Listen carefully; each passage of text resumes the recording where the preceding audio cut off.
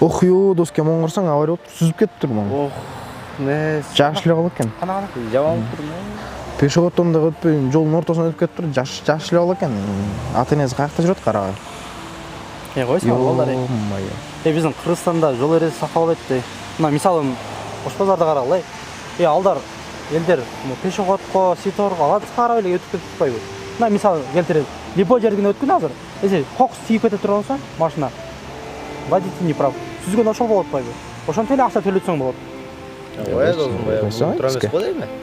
Койсоң эле бала, баргандай акылуу болот. Макул эми, кеттим мен. Давай. Давай.